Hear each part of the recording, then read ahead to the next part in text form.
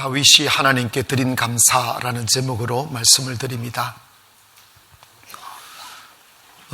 오늘 추수감사 주일입니다.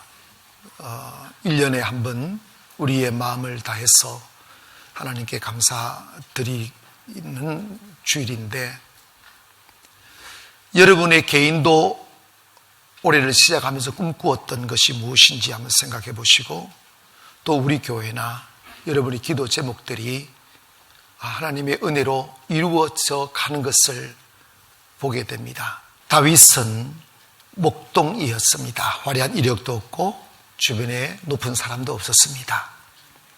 그냥 들녘에서 양들과 씨름하며 그냥 생존을 위하여 살아가는 사람이었습니다.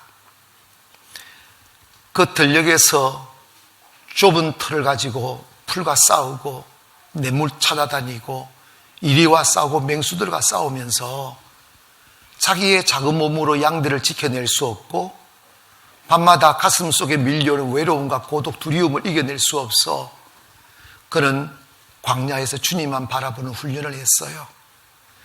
한순간도 주님 손 놓아버리면 살 수 없는 그 광야에서 주님과 동행하는 삶의 훈련을 철저히 받은 거예요. 맹수들이 달려들어 자신의 양을 찢으려 할 때 그는 몸을 던져 맹수들과 싸울 때 하나님 나에게 능력 주시고 내게 힘 달라고 하나님이 주시는 능력으로 사자의 입을 찢었고 곰들의 모든 저항들을 이겨냈습니다. 그 과정에서 다윗은 경험했습니다. 하나님이 나와 함께 하심을, 하나님이 내게 안에 계심을. 밤이 두렵지 않았고 달려드는 맹수가 두렵지 않았습니다. 왜냐? 수없이 자기에게 다가와 함께 하시고 도와주시는 하나님의 손길이 믿어졌고, 그리고 그가 자신은 하나님에 속한 사람이며 하나님이 내 안에 계심으로 하나님이 허락하지 않는 난 그 무엇도 나의 머리털 하나 상할 수 없게 만드신다는 것을 경험했습니다.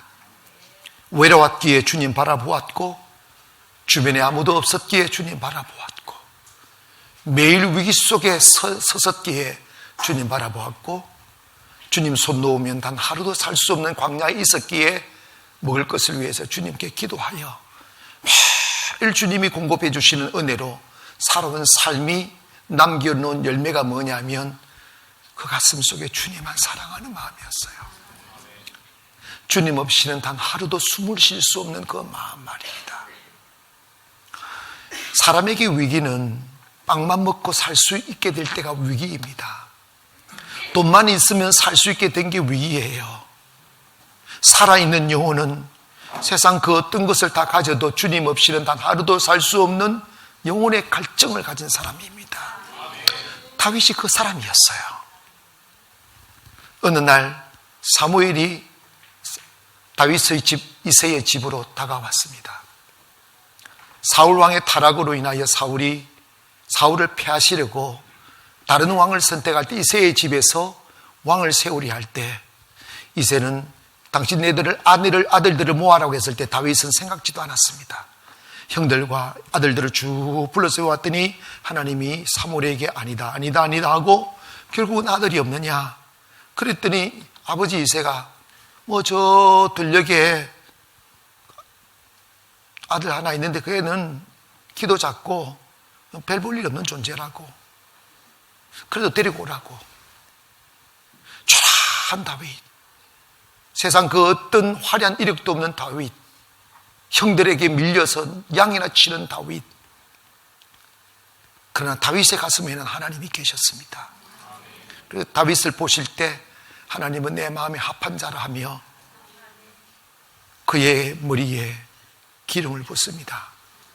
BC 1022년 그에게 다윗이 17살 되던 해 그 머리에 왕의 기름을 붓습니다. 그리고 그는 요셉처럼 마치 13년을 상상할 수 없는 고난과 시련을 통하여 왕의 수업을 받습니다. 죽음 앞에 서게 되고 두려움 앞에 서게 되고 전쟁 앞에 서게 되고 하나님의 기적 같은 돌보심 없이는 생명을 보존할 수 없는 치열하고 처절한 환경 속에 서게 됩니다. 그러한 상황 속에서도 다윗은 지금까지 살아온 주님만 의지하는 삶의 경험이 그의 마음을 담대하게 하였고 두려워하지 않게 하셨습니다. 결국은 13년의 모든 영적 훈련을 마치고 BC 1005년경 30세가 되는 해 그는 왕위에 등극하게 됩니다. 다윗이 왕이 되어 이스라엘 왕자에 앉아보니 이스라엘은 썰썰했습니다. 잎새가 다 떨어져 버린 앙성한 가지가 남은 나무 같았고 거기에 찾아오는 새들은 떠났고 그리고 기름짐은 사라졌습니다. 곳곳마다 배고픔의 통곡이 흘러나오고 곳곳마다 주변 나라의 침공으로 인하여 무너지고 가정이 찢겨지고 사랑하는 아들, 딸들이 포로 끌려가고 짐승처럼 살아가는 사람들의 아우성이 이스라엘을 뒤덮고 있었습니다. 왜 그러느냐 하면 엘리 제사장 때 하나님의 임재, 하나님의 함께하심, 하나님의 돌보심의 상징인 법궤를 빼앗겨 버렸습니다. 법궤는 무엇입니까? 하나님의 살아계심의 상징이고 하나님이 내가 너와 함께한다는 임재의 상징이고 하나님의 군임이 하나님의 발등상이며 하나님의 보좌입니다. 그 법궤가 이스라엘 나라에 있었을 때 가뭄이 들 때 법궤 앞에 가서 기도하면 가뭄이 떠나가고 전쟁 나갈 때 법궤를 앞세우면 전쟁에서 이기게 되고 성이 함락하고 법궤만 내세우면 모든 승리와 축복과 영광이 찾아왔습니다. 그러나 그 법궤를 모셔야 될 제사장과 백성들이 그 가슴에서 법궤의 정신, 하나님에 대한 사랑과 경외와 그리고 하나님의 임재에 대한 갈증을 소멸하고 세상에 대한 배고픔과 갈증으로 살아갈 때 더 이상 법궤가 효력을 나타내지 않았습니다. 결국은 블레셋이 쳐들어와 이스라엘을 공격했을 때 엘리 제사장은 백성들을 명하여 전쟁에 나가려 했고 그 두 아들 흠니와 비느하스도 블레셋과 전쟁에 임하게 되었습니다. 전쟁이 지기 시작했습니다. 말도 안 되게 지고 있었습니다. 군사들이 죽어가고 있고 그리고 흠니와 비느하스도 제사장의 아들들도 위험에 처했습니다. 그래서 급히 법궤를 가져가라고 제사장들로 하여금 법궤를 메고 전쟁터로 나갔는데 법궤가 능력을 나타내지 않는 거예요. 하나님의 역사가 나타나지 않는 거예요. 공허합니다. 쓸쓸합니다. 하나님의 백성들 이스라엘 군대들을 블레셋 군대가 칼로서 쳐도 하나님은 잠잠합니다. 외치고 통곡하여도 죽어가기 시작합니다. 하나님을 대표하는 제사장의 아들 흠니와 비나스가 전쟁 앞에 칼 앞에 블레셋 군대 앞에 섰어도 하나님은 눈을 감습니다. 블레셋 군대가 휘두르는 칼에 흠니와 비나스들이 목이 잘립니다. 하나님의 사람이라고 하는 사람들이 이방 사람들의 칼에 맞아 피가 흘려 땅을 적십니다. 그 비운의 소리를 들은 엘리 제사장은 영적 타락과 깊은 잠에 빠져 탐욕과 세상 채물에 눈이 어두워 살이 드륵드륵 쪄서 몸도 잘 가눌 수 없을 만큼 살이 쪄서 의자에 앉아있다가 그 비운의 소리를 듣고 의자에서 떨어져 목이 부러져 죽습니다. 그리고 법궤는 블레셋에게 뺏겼습니다. 이스라엘 나라에 있을 그 법궤, 하나님의 사람들이 가슴 속에 살아있어야 될 그 법궤, 모든 이스라엘 백성들의 가슴에 찬양이 되고 예배가 되고 사모가 되어야 될 그 법궤가 하나님을 무시하고 조롱하는 블레셋 나라에 끌려가게 됩니다. 이스라엘은 점점점 쇠락의 길을 걷고 있었습니다. 그런데 그 법궤가 블레셋 가니까 둘 곳이 없는 거예요. 하나님을 경외하는 사람들에게 있어의 법궤는 축복이고 기적이었는데 이방 나라에 가니까 가는 곳마다 재앙이 흐르기, 저주가 임하기 시작하고, 다곤 신당에 갖다 놓으면 다곤 신이 이제 부러져 대가리가 깨지고 말이에요. 두려워하는 거지. 점점 일어나고, 이곳저곳 이곳저곳 옮겨 다니다가 도저히 블레셋 나라에서는 둘 수가 없게 되어 104년 만에, 뺏긴 지 104년 만에 법궤를 다시 이스라엘 돌려보내갈 때 그 법궤를 가지고 올 수, 그래서 다윗이 왕이 30세 왕이 되어서 35세 되는 해 법궤를 찾아옵니다. 그때 다윗이 그 법궤를 다시 다윗의 성으로 모시고 올 때 다윗이 어떤 모습을 취했느냐를 오늘 본문 말씀에서 기록하고 있어요. 이것은 우리 그리스도인들이 하나님을 어떻게 섬기며 하나님의 말씀을 어떻게 받아들이고 모셔야 하는지, 하나님의 임재를 어떻게 사모해야 되는지 상세하게 말씀해 주는 것입니다.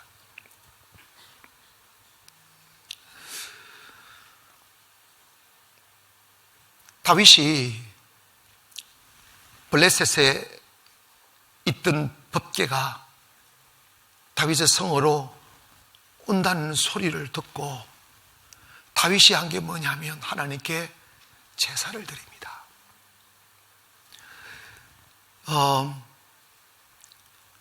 오벳 에돔의 집에서 다윗의 성까지의 거리가 성경은 40km로,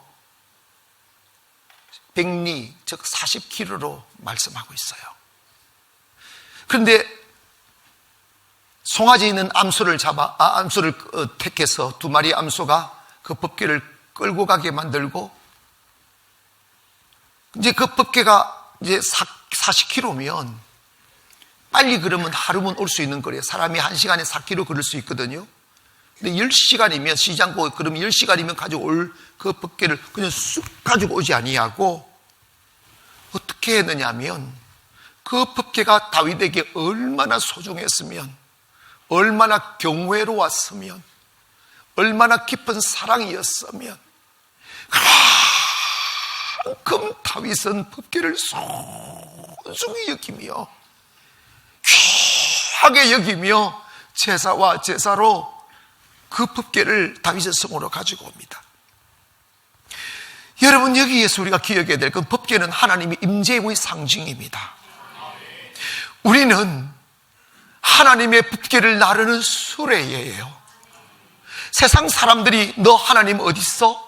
하면 그 하나님이 우리의 가슴에 계시는 거예요. 할렐루야. 우리의 가슴에 계시는 거예요. 그러면 우리는 어떻게 살아가야 되느냐? 나의 야망과 나의 고집과 나의 욕심으로 살 것이 아니라 법궤를 나르는 사람 되어 일매 순간마다 하나님 앞에 예배하며 살아가는 삶을 살아야만 됩니다. 그래야 법궤가 효력이 나타난단 말이에요. 오늘 여러분, 왜 가정마다 슬픔이 떠나가지 않습니까? 왜 이 나라의 깊은 어둠이 이 나라를 짙게 깔고 있습니까? 왜 교회가 환희가 없으며 기적 같은 축복이 없으며 하나님의 살아계신 역사가 나타나지 않습니까? 그 이유는 마땅히 하나님의 사람들 가슴과 교회와 가정 속에 있어야 될 하나님의 임재가 사라져버린 거예요. 법궤가 없는 거예요. 송아지 없는 마구간이 되어버렸습니다. 집집마다 통곡의 소리와 한숨 소리가 더해지고 춤추며 찬양하며 노래하는 소리는 사라졌습니다. 쓸쓸함이 거리를 수놓고 있고 희망 없는 태양이 또다시 떠올라 사람들 가슴마다 허전함을 남기죠. 그 이유가 뭐냐면 우리들의 가슴 속에 하나님이 없기 때문입니다. 다윗은 그 하나님의 임재, 무너진 하나님의 임재와 하나님의 능력과 사심을 모시고 올 때 그는 6걸음마다 소를 잡는 거예요. 최선을 다하여 주님의 법궤를 모시고 오는 거예요. 이것이 바로 다윗이 다윗되게 한 것이고, 이것을 우리의 삶에 적용을 시키면 우리의 삶은 다윗처럼 잃어버린 법궤를 다시고 모시고 가정 속으로 가며 교회 안으로 들어가며 세상 안으로 들어가는 사람들입니다. 여러분, 하나님 아버지 앞에서 우리가 어떻게 살아야 할까요? 다윗처럼 법궤를 나누는 사람으로 살아야 됩니다. 우리가 돈과 세상에 대한 갈증보다는 하나님 내 안에 살아계시옵소서. 하나님 역사하여 주시옵소서. 하나님이 내 꿈을 하나님 이루어 주시옵소서. 하나님 나를 사용하여 주시옵소서. 하나님이 주신 시간과 몸과 인생을 세상을 얻기 위한 나그네의 삶을 살지 아니하고 예배자로 살겠습니다 하며 여러분이 예배하는 데 최선을 다하기를 원합니다. 그러면 여러분 하나님의 살아계신 역사가 회복이 되는 거예요. 예배 드릴 때 사람들의 얼굴이 해맑아야죠. 우리 아멘 크게 합시다. 그리고 웃음이 있어야죠. 춤이 있어야 된다고. 제가요 인천에 와서 처음에 놀란 게, 사람들이 이게 완전히 얼굴이 기부스를 한 지가 너무 오래돼가지고, 여러분 있잖아, 풀어야 되는데 안 풀어가지고 탁탁하게 굳어버린 기부스 있잖아. 그런 얼굴로 다 사람들이 앉아있는 거예요. 목사가도 눈길 하나 안 주고 또 왼수 쳐다보듯이 하고, 예배 드릴 때요 아멘을 안 해. 입이 열려야 가슴이 열리고 가슴이 열려야 축복이 오는 거예요. 그래도 아멘 안 하잖아. 안 한 사람 있었다? 이거 열려야 됩니다. 할렐루야. 그리고 다윗은 박수 친 정도가 아니고 춤을 췄다잖아. 찬송할 때 막 춤을 췄다잖아. 그런데 여러분, 제가요 우리 교회 개척해가지고 손들게 만드는 데가 6개월 걸렸어. 그 세상 그 어떤 근심 걱정도 그 기쁨을 빼앗을 수 없는 것은 내 영혼이 살아나면, 하나님의 생명을 경험하게 되면 희망과 능력과 권능이 믿어지기 때문에 다윗은 춤을 추는 거예요. 오늘 여러분, 우리 교회가 하나님의 축복이 많다는 것은 자타가 아니까. 근데 왜 그럴까요? 사람들은 김의철 목사가 아니에요. 나는 다윗 같은 소하고 큰 사람이야. 목사님 막 그러더라고. 목사님 영어 공부를 어떻게 하셨어요? 소한테 배웠다고 그랬어요. 피아노 어떻게 칩니까? 소한테 배웠다고. 그래서 사람들이 이렇게 한다. 이런다. 소가 영어를 가르치나? 여러분 잘 기억하세요. 모든 능력은 주께 있습니다. 축복도 주께 있습니다. 여러분이 갈증을 느끼고 목말라야 될 게 뭐냐면 세상이 아니에요. 다윗은 성경 그 어떤 구절을 봐도 왕이 됐을 때 춤을 췄다는 말 없어요. 결혼할 때 춤을 췄다는 말 없어요. 부자 되었을 때 춤을 췄다는 말 없어요. 법궤가 돌아올 때 춤을 춘 거예요. 이것은 다윗은 하나님이 전부였단 말입니다. 교회 오셨으면 벌렁벌렁 하는 마음을 가지고 와야지. 오늘 나 내 애인 만나러 간다. 아멘. 나 오늘 주님 만나러 간다. 믿습니까? 그 마음을 가지라 이 말이에요. 응? 그냥 에봇 옷 갈아입고 막 뛰어나오는 거예요. 막 쫙 그리웠습니다. 만나고 싶었습니다. 사모했습니다. 법궤가 딱 다윗의 성에 도착하니까 다윗은 그렇게 노래하고 춤추며 큰 잔치를 벌였습니다. 한 10년에 한 번 먹는 떡을 냈어요. 그래서 떡을 나눠줍니다. 그래서 오늘 여러분 떡 가져갈 거예요. 정말 감사합니다. 막 잔치하고 손을 잡고 막 고기 나눠주고 먹어라. 오늘은 기쁜 날이다. 하나님을 만난 날이다. 임재가 임한 날이다. 하나님의 근위를 다시 받아들인 날이다. 이 다윗의 성에 이 이스라엘의 하나님을 다시 모시고 온 날이다 하며 춤을 추며 잔치하는 거예요. 법궤를 다 모시니까 사울왕 때 저질러 놓은 저주와 질병과 가난과 주변 나라로부터 짓밟혔던 그 쓰리 같은 나라가 되었던 나라가 하나님의 근위가 다시 살아납니다. 하나님이 지킵니다. 그 없이 이스라엘 나라를 침공했다가 하나님의 함께 하심으로 그들은 처참하게 이스라엘 괴롭혔던 나라들이 짓밟히기 시작합니다. 조공을 바쳤던 나라가 조공을 받기 시작하는 거예요. 다윗의 근위가 하늘로 올라갑니다. 하나님을 사랑하는 것만큼 하나님은 다윗을 높이시기 시작합니다. 그를 높이시어 모든 주변의 왕들이 와서 그 앞에 머리를 조아리게 하고 조공을 바치고 막 지혜를 배워가고, 그리고 나라가 회복이 되고 백성이 살아나고 막 축복이 넘쳐나기 시작합니다. 그래서 다윗은 이스라엘 통일을 시키고 통일 왕국을 만들며 지금 세월이 수천 년이 지난 지금에 와서도 다윗은 영원한 왕의 왕으로 칭송을 받는 거예요. 회복이 됩니다. 가난이 바람 빠져나가버리는 거예요. 저주가 떠나가고 짓밟혔던 나라가 다시 일어나 왕이 되고 제사장의 나라가 되고 세움의 역사가 일어납니다. 대한민국을 어떻게 세우시겠어요? 이 무너진 영성을 어떻게 세우겠냐고. 백성들에게 마음속에 하나님을 없고 탐욕과 교만과 악독이 가득 찬 이 어둠의 나라를 어떻게 회복시키겠냐고요. 방법은 딱 하나입니다. 법궤를 모셔야 돼. 하나님의 살아계심, 하나님의 임재를 사모하고 우리의 가슴에 그 하나님을 모시게 되면 회복의 역사가 일어나는 거예요. 여러분의 가정에 드리워진 가난도 두려워하지 마세요. 질병도 저주도 두려워하지 마세요. 그리고 어두운 미래를 두려워하지 마세요. 주님만 모시면 회복이 됩니다. 기적같이 사라진다니까. 알아서 도망간다고요. 가장 슬픈 공간이 어딘지 아십니까? 송아지 없는 외양간이에요. 여러분의 가정도 교회도 주님이 안 계시면 쓸쓸함이 사라지지 않습니다. 가정이 타끔타끔타끔타끔 해야 돼요. 마음이 타끔타끔타끔 해야 돼요. 여기 가도 살아나는, 저기도 살아나는, 여기서 애기 내 소리, 저기서 애기 소리, 살아나는 소리들이 막.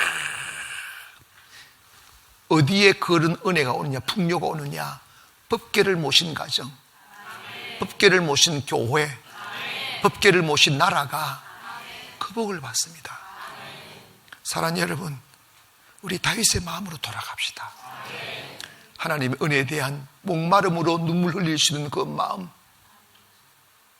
내가 세상을 다 가져도 하나님 없이는 행복할 수 없다는 그 마음, 법궤가 온다고 하면 하나님의 임재를 위하여 6걸음마다 소를 잡을 수 있는 그 마음, 예배자의 삶으로 살아가는 그 사람이 되면 여러분의 가정이 살 것이고 교회와 나라가 살 것입니다.